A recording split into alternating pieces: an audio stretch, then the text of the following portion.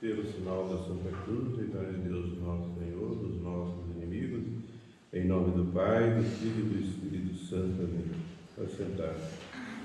Caríssimos e amados fiéis do nosso Jesus Cristo, primeiramente, lembrar que estamos na semana das confissões, primeira sexta-feira, então primeira sexta-feira, primeiro sábado, a partir das 4 horas confissões e às 18 horas Santa Missa. Estamos no 8º domingo depois de Pentecostes e o Santo Evangelho de hoje nos oferece a oportunidade para falarmos sobre as obras de caridade, as obras de misericórdia. Mais especificamente vamos falar sobre a esmola, o dever da esmola. Jesus diz assim, depois de contar a parábola do administrador infiel: granjeai, amigos, os tabernáculos eternos, com as riquezas da iniquidade. Observemos primeiramente por que Jesus diz riquezas da iniquidade. Porque nós sabemos que as riquezas em si não são más, tanto que há santos que foram ricos, né? E até alguns muito ricos. Mas as riquezas, caríssimos e amados irmãos, como o próprio Jesus também disse, constituem um grande perigo para a salvação. A tal ponto que Jesus chegou a dizer para aquele jovem que queria saber de Jesus o que fazer para ganhar o céu. Jesus disse: é mais fácil um camelo, uma corda grossa, que era uma corda que puxava navios, segurava navios. É mais fácil um camelo passar no buraco de uma agulha do que um rico entrar nos céus. Nosso Senhor chama riqueza de iniquidades porque os maus, ou os avarentos, né, mesmo que sejam pessoas da igreja, mas tem esse vício dominante da avareza, eles ficam cegos e tudo que puder, todo expediente que puder empregar, toda esperteza, afinal, para conseguir mais bens, mais terras, mais dinheiro, enfim, mais riquezas, tudo é válido. Todo mundo vê que o sujeito é avarento, mas ele mesmo acha-se talvez até um santo. Mas na verdade ele está cego pela avareza. O seu Deus, na verdade, é o dinheiro. São Paulo, por isso, diz que a avareza é uma idolatria, porque o sujeito faz do dinheiro, dos bens materiais, o seu Deus. Que toda a nossa vida deve estar voltada para Deus. Deus é o centro de nossa vida, né? Mas o coração da pessoa fica onde está o seu tesouro. Então, o avarento coloca o seu coração nas riquezas, nos bens dessa terra. Então, emprega iniquidades, espertezas, aproveitando-se, por exemplo, da dificuldade do próximo, aí empresta dinheiro com usura, juros altos. Então, se a gente já está na forca, ele acaba de focar, né? E acha que não tem nada demais.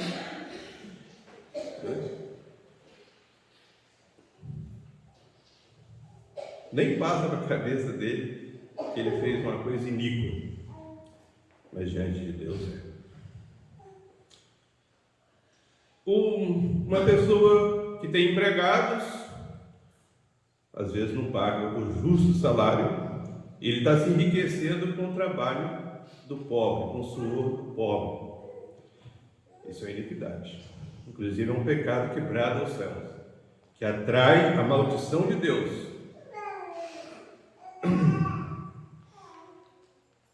Aproveite-se talvez da ignorância de alguém para passar uma rasteira, né?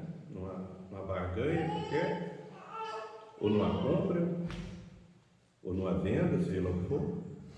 O fato é que ele está sempre empregando meios que ele julga legítimos para se enriquecer. Essa riqueza, ou esses bens que a pessoa adquire assim, são riquezas da iniquidade.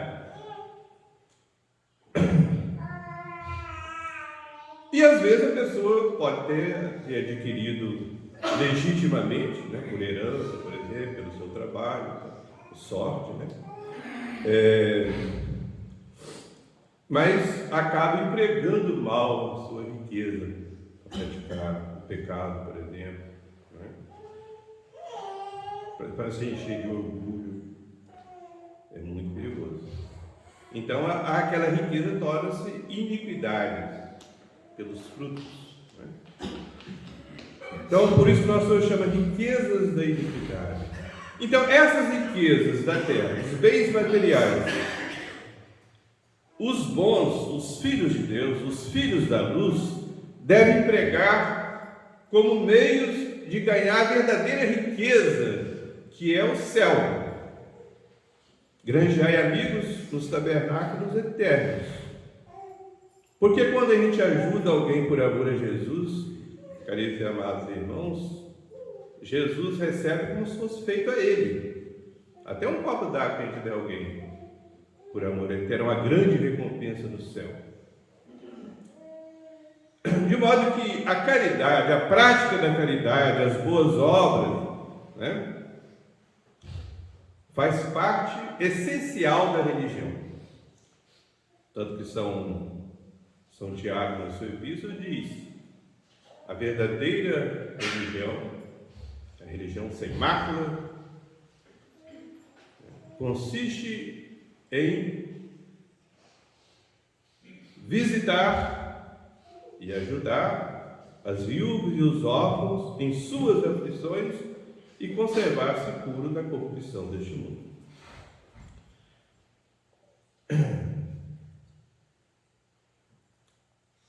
Caríssimos e amados irmãos, a Bíblia Sagrada diz que a esmola cobre uma multidão de pecados. E nós lemos no capítulo 4 do livro do profeta Daniel que houve um rei de Babilônia, chamado Nabucodonosor, que se tornou muito rico, teve muitas vitórias, se encheu de orgulho, considerava-se um Deus. E Deus deu-lhe uma visão. Teve um sonho, na verdade. E chamou os seus adivinhos lá de Babilônia para decifrar o sonho, ninguém soube decifrar. Então ele chamou o profeta Daniel. E o profeta Daniel disse para ele o significado do sonho é que ele seria castigado por causa das suas iniquidades e, sobretudo, do seu orgulho. E, aliás, foi um castigo terrível, por causa de se considerar um Deus, né? Deus tirou o uso da razão dele e ele virou um animal. Inclusive, passou 7 tempos, diz lá a Bíblia Sagrada, talvez 7 anos, como animal, vivendo no campo, entre os animais, comendo capim como os bois, diz a Bíblia Sagrada. E terminou ficando assim com um aspecto de animal mesmo, uma fera, né? As unhas muito grandes, o cabelo muito grande. Então o rei deixou o trono e foi comer capim, como um boi. Bom, mas o próprio profeta tinha dito para ele: você vai ser castigado, mas nosso Senhor vai tocar aí no seu coração e você vai ter de reconhecê-lo como verdadeiro Deus. E que nós não somos nada diante dele. E assim aconteceu. Nabucodonosor passou por esse castigo, por essa provação, se arrependeu, voltou para o trono, e o profeta disse para ele assim: para apagar todas as tuas iniquidades, todos os teus pecados, você deve dar esmolas, praticar obras de misericórdia. Sei lá, Daniel capítulo 4. Em outro lugar, a Bíblia diz que a esmola cobre uma multidão de pecados. Lemos na vida do beato Colombier o seguinte fato, que se deu em 1680. Havia um homem de família nobre, portanto fidalgo, que levava a vida luxuosa, por causa de ser nobre, muito rico. Mas uma coisa ele tinha, era muito caridoso. Dava muita esmola, ajudava os pobres. Hoje a gente não entende muito o negócio de ajudar os pobres, porque hoje quase não existe, né? Mas antigamente, que os países eram pobres, na maioria, não havia esse negócio de aposentadoria, então havia muitos pobres. E quando os reis eram santos, eles ajudavam os pobres, ajudavam muitos pobres. Bom, o fato é que havia uma freira, que eu não sei dizer, não tive tempo de ver se ela era parente. O fato é que ela se preocupava muito com a salvação desse homem, desse fidalgo, desse nobre. E ele morreu de repente. E ela foi para o coro da igreja rezar por alma dele. Ela queria saber de Nosso Senhor se realmente suas orações foram atendidas, se aquele homem salvou sua alma. E Nosso Senhor permitiu que ele aparecesse a ela, quando ela estava rezando por ele. Isso foi no dia 1º de março de 1680. Essa irmã era da Ordem da Visitação, aquela ordem fundada por São Francisco de Sales, a mesma ordem a qual pertenceu Santa Margarida Maria, lá, mensageira do coração de Jesus. E essa irmã era muito santa. Então, Nosso Senhor permitiu que ele aparecesse para ela, e ele disse assim: como Deus é grande, justo e misericordioso. Diante dele, tudo é pesado, recompensado ou punido. Realmente, não ficará um copo d'água sem a sua recompensa, como também não ficará uma palavra inútil sem castigo.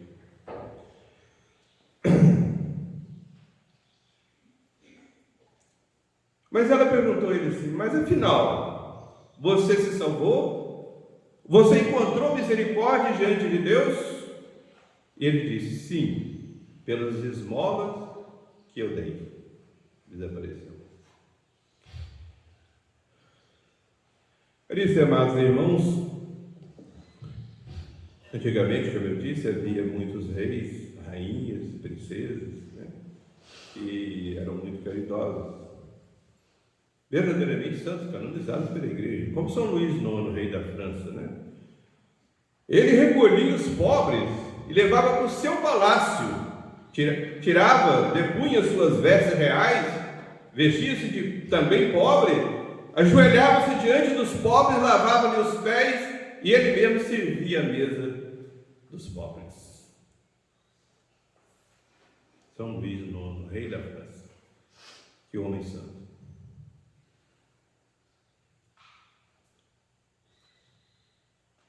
Santa Isabel, rainha da Hungria, se distinguiu também pela caridade para com os pobres. Mas o seu esposo era contra ela. Aliás, a maltratava muito. Clóvis, o rei Clóvis, maltratava muito. Ela sofria tudo com paciência, oferecia tudo para a conversão dele, como realmente conseguiu a conversão dele, através de milagres. Justamente nessa obra de ajudar os pobres, nosso Senhor fez muitos milagres, que terminaram convertendo Clóvis, seu esposo. Vou contar só 2. Ela, quando não recolhia os pobres também no seu palácio, ela mesma ia à procura dos pobres, levando alimentos, né, o que os pobres precisavam, né? Então ela colocava um avental e ali ela ia levando as coisas para distribuir para os pobres.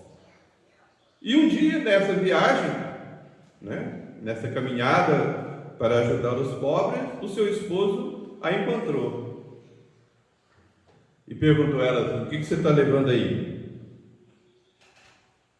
Ela sabia que ele ia maltratá-lo, mas obedeceu, né? Abriu o avental e ele viu flores, rosas.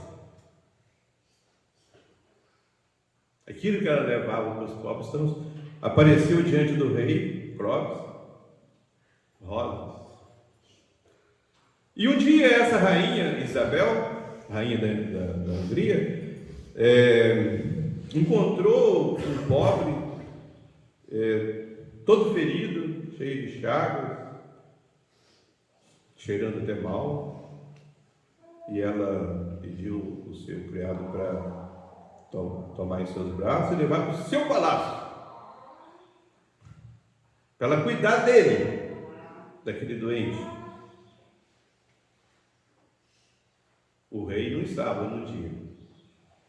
Quando o rei chegou e soube que dentro do seu palácio estava um homem coberto de feridas, cheirando mal, ficou indignado e correu até o quarto para expulsar o sujeito, ou para jogar fora, como ele pensava.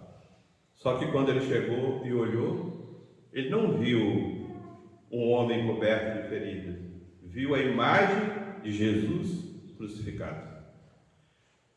E terminou se convertendo e passou a tratar bem a sua esposa e morreu santamente. Eis aí o que é a santidade, né? Mas, caríssimos e amados irmãos, nunca vamos encontrar um santo que não seja humilde, nunca vamos encontrar um santo que não seja de oração, nunca vamos encontrar um santo que não seja de penitência, nunca vamos encontrar um santo que não tenha perdoado a todos os seus inimigos, nunca vamos encontrar um santo que não tenha praticado a caridade de maneira heróica. Isso faz parte da santidade, da verdadeira religião, da religião, da vida verdadeiramente cristã, porque vida cristã é seguir a Cristo. E Ele é o nosso modelo, e a santidade consiste em imitá-lo. Então, caríssimos e amados irmãos, temos que pensar muito nisso. Para terminar, vou contar-vos uma graciosa lenda indiana. É uma lenda que eu vou contar aplicando como uma parábola, mas para significar uma realidade de fé, que vai acontecer com cada um de nós. Então preste atenção. Um mendigo colocou a sua seu bornal, bolsa, para pedir alimentos, né? Eu estava de certa idade, não podia mais trabalhar, então não havia aposentadoria, como eu falei, então tinha que pedir, né? Daí saiu na rua pedir ajuda, né? Aí já tarde, né? Já estava quase pensando em voltar para casa, já estava com a bolsa cheia de alimentos, de trigo. Mas eis que ele avistou uma carruagem muito rica, né? Brilhante de ouro, e viu que ela vinha em sua direção. Ele pensou assim: agora vou resolver o problema do resto da minha vida. É o rei. Quando a carruagem ia passando, ele estendeu a mão. A carruagem parou.